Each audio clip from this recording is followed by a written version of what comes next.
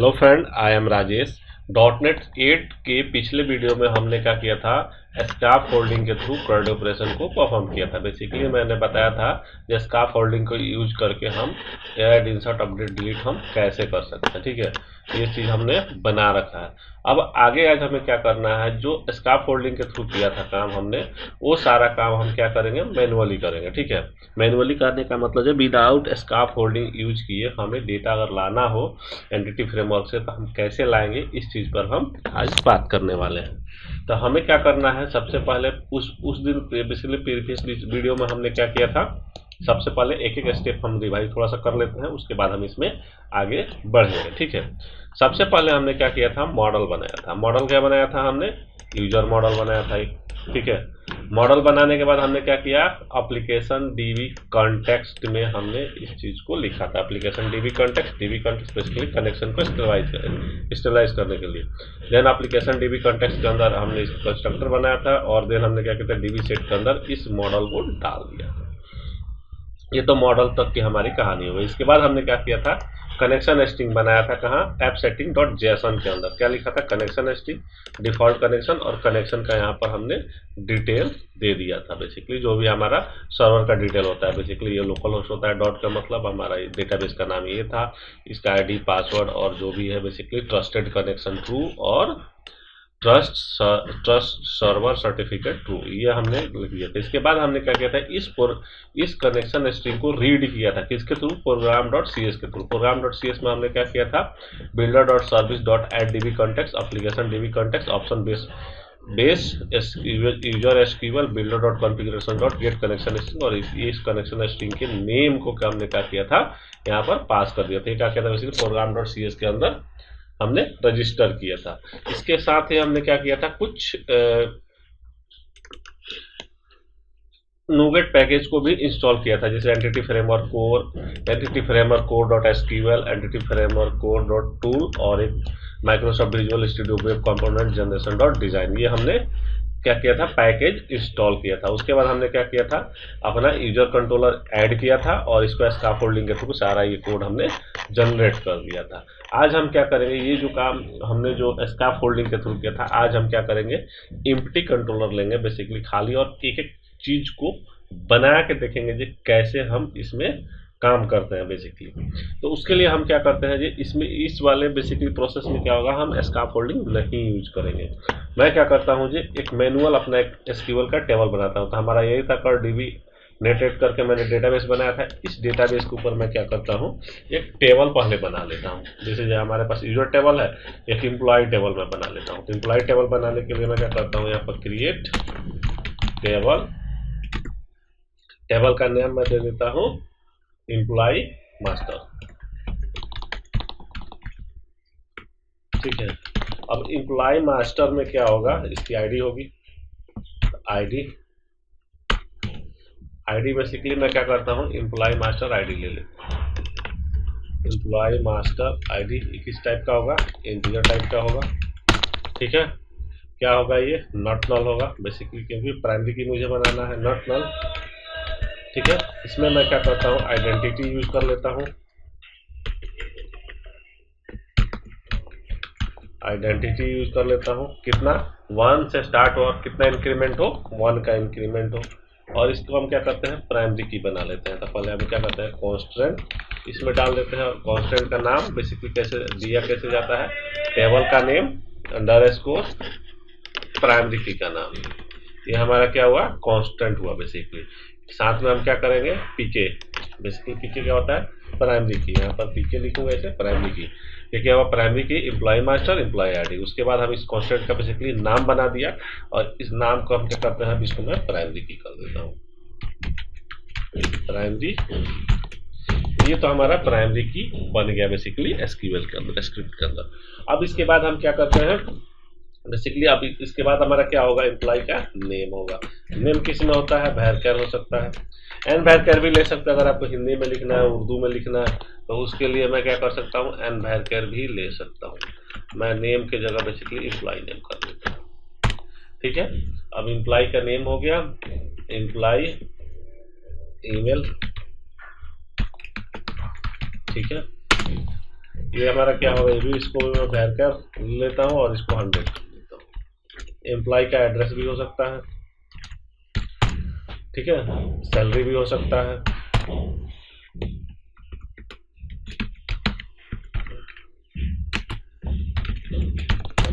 ठीक है,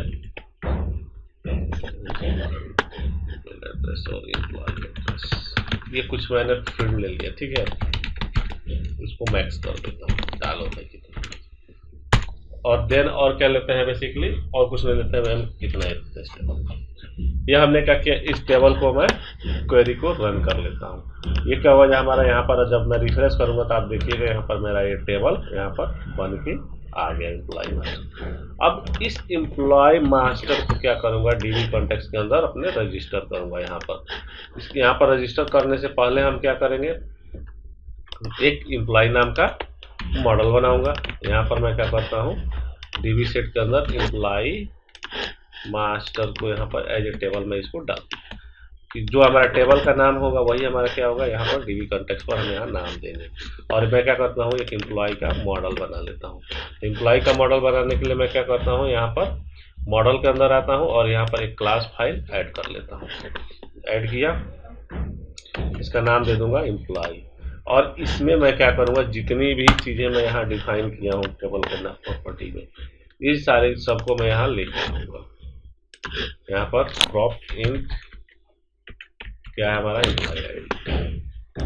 इसके अलावा मैं इसको क्या करता हूँ, ऐसे कॉपी पेस्ट करके नीचे रखूँगा और नाम खाली, नाम केवल चेंज करूँगा। इसको एम्प्लॉय आईडी हो गया। एम्प्लॉय नेम हमारा क्या है, स्ट्रिंग टाइप का है। यहाँ पर एम्प्लॉय नेम और इसको मैं ऐसे स्ट्रिंग करूँगा। बेसिकली मैं क्या करता हूँ, मॉडल बना रहा हूँ, ठीक है। उसके बाद एम्प्लॉय एड्रेस, तो एम्प्लॉय एड्रेस भी मैं यहाँ डाल देता हूँ। ये भी हमारा क्या है, स्ट्रिंग टाइप है। सैलरी क्या है, इंट है। एम्प्लॉय ईमेल एड्रेस हो गया, ये सैलरी हो गया। उसके बाद एम्प्लॉय का एड्रेस हमारा क्या है, ये स्ट्रिंग है।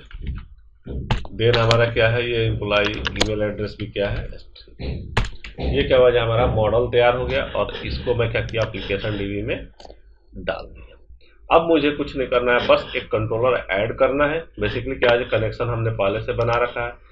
हमने यहाँ पर बेसिकली हमारा पहले से कनेक्शन एस्टेब्लिश्ड है, हमने एप्लीकेशन डीबी में डाल दिया। ऐप सेटिंग में हमारा कनेक्शन बन चुका है। तो अब मुझे क्या करना है, एक कंट्रोलर ऐड करना है। कंट्रोलर ऐड करने के लिए हमें कहाँ जाना होगा, यहाँ पर कंट्रोलर के ऊपर जाना है आपको। और देन इसमें क्या करना है, यहाँ पर राइट क्लिक करिएगा और ऐड न्यू। बेसिकली आपकी यहाँ प्रोजेक्ट रनिंग है, इसको मुझे स्टॉप करना है। देन मैं क्या करूँगा, ऐड न्यू कंट्रोलर। और कंट्रोलर में इस बार मैं क्या लूँगा, ये रीड राइट भी नहीं लूँगा, एमबीसी एम्प्टी कंट्रोलर लूँगा। एमबीसी हमने ये वाला इसको यूज़ किया था, व्यू बेसिकली एंटिटी फ्रेमवर्क के थ्रू हमारा सब कुछ जनरेट करके दे देता है। ये रीड राइट खाली फंक्शन बना के दे देगा, पेज बना के दे देगा, कोड नहीं लिखेगा। इसमें हम कुछ नहीं करेंगे, बेसिकली हम एक एक चीज़ को अपने लिखने वाले हैं। बेसिकली इसीलिए मैं एम्प्टी ऐड करता हूँ इस बार। और यहाँ से मैं कंट्रोलर का नाम क्या देता हूँ, employee controller, employee controller, employees, ठीक है। और एम्प्लॉय कंट्रोलर को मैं क्या करता हूँ, इसके अंदर ऐड कर लिया। मेरे पास एम्प्लॉयज कंट्रोलर ऐड होके आ गया। और इसमें क्या है, डिफॉल्ट इंडेक्स हमारा एक व्यू बन के आया है, ठीक है, कोई बात नहीं है। अब मैं इसको क्या करता हूँ, यहाँ पर देखिएगा, अगर व्यू फोल्डर के अंदर हम आएंगे तो यहाँ पर अभी हमारे पास एम्प्लॉय का एक भी फोल्डर बेसिकली व्यू बना नहीं है। प्रोग्राम.cs फाइल के अंदर आएंगे और जो उस दिन मैं यहाँ पर यूजर किया था, बेसिकली यूजर कंट्रोलर को रन करने के लिए मैं डिफॉल्ट कर देता हूँ हमारा एम्प्लॉय कंट्रोलर ही रन हो।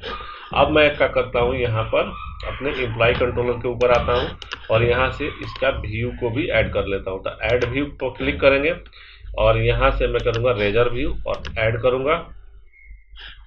किसके लिए, इंडेक्स हमारा है एम्प्टी विदाउट मॉडल का मैं करूँगा और यहाँ से मैं ऐड करूँगा, क्योंकि हमको सारा चीज़ मैनुअली करना है। इसलिए हमने क्या किया, मॉडल को इसमें हम यूज नहीं कर रहे हैं, हम करेंगे सब चीज़ मैनुअली। ये व्यू मेरा अभी बन के आ जाएगा। देन हम क्या करेंगे, हम रन करके चेक करेंगे कि क्या मेरा ये अभी देखिए यहाँ पर इंडेक्स लिख के आ रहा है H1। अब ये देखते हैं कि हमारा रन होकर बेसिकली पेज मेरा इंडेक्स आ रहा है कि नहीं। बेसिकली हमको मेरा एम्प्लॉय वाला कंट्रोलर रन होना चाहिए। तो ये देखिए मेरा क्या हुआ, इंडेक्स रन होकर लिख के आ रहा है। बेसिकली हमारा क्या है, एम्प्लॉय वाला ही कंट्रोलर है। और होम कंट्रोलर की बात करें तो ये है, प्राइवेसी पर ये है। तो हम यहाँ पर भी क्या कर सकते हैं, मेनू में भी बढ़ा सकते हैं अगर चाहें तो मेनू में अगर बढ़ाना हो तो आपको कहाँ जाना होगा, शेयर्ड के अंदर जाना होगा, और आपको कहाँ जाना है, लेआउट के अंदर आना है। और यहाँ पर आप देखिएगा लेआउट के अंदर यहाँ पर आपका क्या है, होम है, प्राइवेसी है। उसी तरह होम के जगह पर मैं चाहूँ तो यहाँ पर और भी मैं यहाँ पर मेनू बना सकता हूँ। जैसे इसको कॉपी किया, यहाँ रखा, और ASP.NET हमारा कंट्रोलर कौन था, एक यूजर्स था और उसका क्या था, इंडेक्स था। इसके बाद हमारा कौन सा कंट्रोलर था, हमारा एम्प्लॉयज कंट्रोलर था। तो एम्प्लॉयज कंट्रोलर के यहाँ से मैं स्पेलिंग को यहाँ से चेक कर कॉपी करूँगा और यहाँ पर ला के बेसिकली क्या करूँगा, एक और LI बनाऊँगा इस तरह से, और इसमें मैं क्या करूँगा, इस एम्प्लॉयज को उठा के यहाँ पर डाल दूँगा। हमारा पेज का नाम क्या होगा, एम्प्लॉय होगा, और ये हमारा पेज का नाम क्या होगा, यूजर होगा। अब मैं इसको रन करके आपको दिखा देता हूँ। जो ये दो मेनू हमारा क्या हुआ, ऐड हो चुका है। यहाँ देखिएगा, होम, यूजर, एम्प्लॉय, प्राइवेसी। अगर यूजर पर क्लिक करेंगे तो हमारा क्या हुआ, बेसिकली यूजर्स है या यूजर है, एक बार अच्छा ये कह रहा है एम्प्लॉय रिक्वायर्ड है प्राइमरी की को डिफाइन करने के लिए। एक काम करता हूँ, एम्प्लॉय हमारा किधर गया, मॉडल, इसको मैं कर देता हूँ की, ठीक है। अब मैं इसको रन करके देखते हैं अब क्या कर रहा है। एम्प्लॉय मेरा आ गया, यूजर भी हमारा आ गया। बेसिकली क्या हमने प्राइमरी की डिफाइन कर रखा था, इसलिए वहां पर क्या होता है, यहाँ पर आपको जब भी मॉडल बनाएंगे तो यहाँ पर हम क्या करना होगा, ऊपर में की डिफाइन करना होगा, किसके through, data annotation automatic add कर दिया बेसिकली। उसी तरह से हमारा क्या है, एम्प्लॉय आया, ये यूजर आए और होम पर आए, तो ये हमारा क्या हुआ, मेनू काम करने लगा बेसिकली। लिस्ट को लेके आने के लिए हमको क्या करना होगा, इस एप्लीकेशन DB कॉन्टेक्स्ट को हमको क्या करना होगा, यहाँ पर एज ए कंस्ट्रक्टर इसको डिफाइन, कंस्ट्रक्टर के अंदर डिफाइन करना होगा। तो मैं क्या किया, private read only application DB context, और इसको मैं क्या करता हूँ, कंस्ट्रक्टर बना देता हूँ। कंस्ट्रक्टर बनाने के लिए इसको सेलेक्ट कीजिएगा, क्विक एक्शन रिफैक्टरी पर क्लिक कीजिएगा और जनरेट कंस्ट्रक्टर पर आप क्लिक कर दीजिएगा। देखिए आपका क्या हुआ, कंस्ट्रक्टर बन गया। अब हमारा क्या होगा, बेसिकली हम जितने भी अब काम करेंगे किससे करेंगे, कॉन्टेक्स्ट से उठाएंगे। अब यहाँ पर मैं एक वेरिएबल डिफाइन करता हूँ, वेरिएबल एम्प्लॉय लिस्ट। पहले हमारे पास क्या होगा, एम्प्लॉय लिस्ट ही आएगा, तो एम्प्लॉय लिस्ट। अब इसमें मैं क्या करता हूँ, DB कॉन्टेक्स्ट डॉट क्या लिखेंगे, context dot employee master dot to list. ये हमको क्या किया, लिस्ट दे दी। इसके अंदर हमें क्या है, डेटा का लिस्ट आ गया। अब इसको, इस लिस्ट को मैं क्या करूंगा, रिटर्न करा दूंगा, या मैं करता हूं यहाँ पर एम्प्लॉय मॉडल का जो है, एम्प्लॉय जो मॉडल हमने बनाया है, एम्प्लॉय,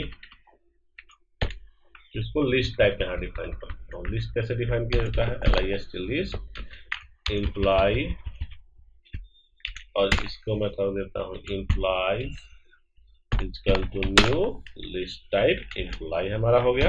देन मैं क्या किया, इस लिस्ट के अंदर मैं क्या किया, डेटा को भर लिया, और देन मैं क्या करूँगा, इसको रिटर्न कर। अब यहाँ पर, वहाँ पर पेज पर बेसिकली हमको यहाँ पर भी तो इस लिस्ट को लेके जाना पड़ेगा इंडेक्स के ऊपर। तो यहाँ पर मुझे क्या करूँगा, यहाँ पर @model लिस्ट एम्प्लॉय, ये हमारा क्या हुआ, लिस्ट में आ गया। अब लिस्ट में जो आ गया तो डायरेक्ट मैं यहाँ पर क्या करता हूँ, आपको एक आध रिकॉर्ड उठा के दिखा देता हूँ। अब डायरेक्ट मैं क्या करता हूँ, मॉडल के ऊपर मैं क्या करता हूँ, फॉर लगा देता हूँ, @for लगाया, और फॉर में क्या लिखा, वेरिएबल आइटम इन मॉडल। हमारा क्या डायरेक्ट यहाँ मॉडल आ रहा है। मॉडल बेसिकली किस टाइप का आ रहा है, लिस्ट टाइप का आ रहा है, और उसमें हमने क्या किया, यहाँ पर फॉर लगाऊंगा, फॉर लगाया, और इसका करूंगा लूप में मैं रिकॉर्ड को यहाँ पर डिस्प्ले करा दूंगा। उसके लिए पहले मैं क्या करता हूँ, कुछ डमी डेटा को इंसर्ट कर लेता हूँ अपने टेबल के अंदर। तो मैं यहाँ पर इंसर्ट की क्वेरी लिख देता हूँ, इंसर्ट इनटू टेबल, और यहाँ पर हमने क्या करना है, टेबल का वैल्यूज ही मैं सीधे डाल देता हूँ, वैल्यूज, और यहाँ पर क्या करना है, एम्प्लॉय का नेम, ठीक है, एड्रेस, ये बेसिकली ईमेल एड्रेस, तो ईमेल एड्रेस में कुछ भी डाल देता हूँ ऐसे ही। फिर नेक्स्ट हमारा क्या है, सैलरी सैलरी ऐसे ही कुछ भी डाल देता हूँ। फिर हमारा क्या है इसमें next, employee address. Employee address भी मैं कुछ भी डाल देता हूँ ऐसे ही। एक रिकॉर्ड हमारा ये आ गया, ठीक है। उसी तरह से हमको और रिकॉर्ड अगर इसमें डालना है तो मैं क्या करूँगा, यहाँ पर कोमा लगाऊंगा, सेकंड रिकॉर्ड को भी यहाँ पर डाल दूंगा। 2 रिकॉर्ड ही रहने देता हूँ बेसिकली। और यहाँ पर मैं क्या कर देता हूँ, थोड़ा सा चेंज कर देता हूँ डेटा को, ठीक है। और यहाँ पर मैं क्या करता हूँ, आर के पी की जगह पर कुमार, ठीक है। और मैं इसको इंसर्ट मार देता हूँ। अब देखिएगा आपके रिकॉर्ड में, टेबल में क्या है, 2 रिकॉर्ड है। कैसे, यहाँ पर मैं चेक करा देता हूँ, सेलेक्ट स्टार फ्रॉम टेबल। कितने रिकॉर्ड है हमारे टेबल में, 2 रिकॉर्ड है। अब मैं इसको क्या करना है, इसको मैं रन करा के पहले यहाँ पर कुछ चेक करा रहा हूँ यहाँ पर डेटा मेरा आ रहा है कि नहीं आ रहा है, ठीक है। तो मैं यहाँ पर भी ब्रेक लगा रहा हूँ और मैं इसको यहाँ पर भी ब्रेक लगा रहा हूँ। यहाँ मॉडल में मुझे डेटा मिलना चाहिए। चलिए, या ऐसा करता हूँ, यहाँ पर मैं फिलहाल के लिए क्या करता हूँ, एक डिव लेता हूँ, डिव, ठीक है। क्लास क्या होता है, बूटस्ट्रैप का रो होता है। और बूटस्ट्रैप हमारा डिफॉल्ट चलता है क्योंकि इसके साथ जब हमारा टेम्पलेट, जब हम प्रोजेक्ट ऐड करते हैं तो साथ में आ जाता है ये। तो रो के अंदर क्या होता है, डिव क्लास कॉल, कितना ले लो, 3 ले लेता हूँ, 3। और यहाँ पर मैं क्या लिखूंगा, आइटम डॉट एम्प्लॉय, ठीक है। उसी तरह से एम्प्लॉय नेम था हमारा, ईमेल एड्रेस, सैलरी और एड्रेस, ठीक है। तो यहाँ पर हम क्या करते हैं, ईमेल एड्रेस, इसके बाद हमारा था सैलरी और इसके बाद था एड्रेस, ठीक है। ये हमने क्या किया, इस रो को यहाँ पर लूप में चला दिया। अब यहाँ पर मैं क्या करता हूँ, ब्रेक लगाता हूँ, आपको मैं दिखाता हूँ, रन करता हूँ और देखते हैं जो हमारा डेटा आ रहा है कि नहीं, ठीक है। ये प्रोजेक्ट मेरा रन हुआ, यहाँ आए और यहाँ से हमें क्या करना है, F11 एम्प्लॉय लिस्ट पर गया और यहाँ से हमको क्या किया, कॉन्टेक्ट से लिस्ट को उठा के देगा। यहाँ पर देखिए, यहाँ पर हमें क्या हुआ, डेटा यहाँ देखिए 2 रिकॉर्ड हमको मिल रहा है। यहाँ लिस्ट में अगर देखिएगा तो आपको यहाँ पर 2 रिकॉर्ड मिल रहा है, ठीक है। अब ये 2 रिकॉर्ड मिल रहा है तो मैं यहाँ से करता हूँ F11, हमको कहाँ लेके जाएगा, अभी व्यू के ऊपर लेके जाएगा। और व्यू पे भी मैं क्या कहूँ, ब्रेक लगा रखा हूँ। यहाँ मॉडल में आप देखिएगा यहाँ पर 2 रिकॉर्ड हमको मिल गया ना यहाँ पर। अब ये 2 रिकॉर्ड जो मिल गए हमको क्या करेगा, यहाँ पर एक एक करके बाइंड कर देगा। तो यहाँ पर मैं करता हूँ F11 और यहाँ पर मैं इसको, दूसरा गया, ये देखिए 2 रिकॉर्ड हमारे पास आ गया। ये क्या हुआ, लिस्ट को हमने डिफाइन कर दिया। अब इसको थोड़ा सा और अच्छा डिजाइन करने के लिए हमको क्या करना होगा, जैसे कि ये जो रो हमने यहाँ पर लिया है, यहाँ पर मैं क्या करता हूँ, ऊपर में ऐसे ही रो डाल देता हूँ और इसको बेसिकली इंडेक्स को मैं कर देता हूँ एम्प्लॉय लिस्ट, एम्प्लॉय लिस्ट। और इसको मैं क्या करता हूँ, हेडिंग के लिए मैं क्या कर देता हूँ, इसको एम्प्लॉय नेम, इसको हम क्या कर देते हैं एम्प्लॉय एड्रेस, और इसको हम क्या कर देते हैं सैलरी, और इसको हम कर देते हैं, ठीक है। अभी क्या करेगा हमारा, ऊपर में हमको इसको ये डिफाइन करके दे देगा। अगर इसको फॉन्ट को बोल्ड करना है तो इसमें क्लास होता है बोल्ड के लिए, फॉन्ट वेट बोल्डर, इसको मैं लगा के देख लेते हैं बेसिकली क्या कर रहा है। सब में लगा देता हूँ। अब इसको मैं क्या करता हूँ, रन करके देख लेते हैं जो हमारा सही आ रहा है या नहीं आ रहा, ठीक है।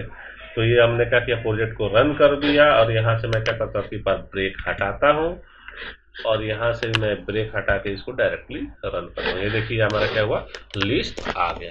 तो इस वीडियो में हमने क्या किया, जो एम्प्लॉय लिस्ट को बेसिकली क्या किया, विदाउट स्कैफोल्डिंग हम कोड के थ्रू हमने डेटा को यहाँ पर डिस्प्ले कराया, ठीक है। अगले वीडियो में हम क्या करेंगे जी, इसका डिटेल पेज बनाएंगे। जैसे यहाँ पर एक एक्शन लगाएंगे और यहाँ से व्यू डिटेल पर क्लिक करेंगे, नेक्स्ट पेज बनाएंगे जहाँ पर हम एम्प्लॉय का पूरा डिटेल दिखाएंगे।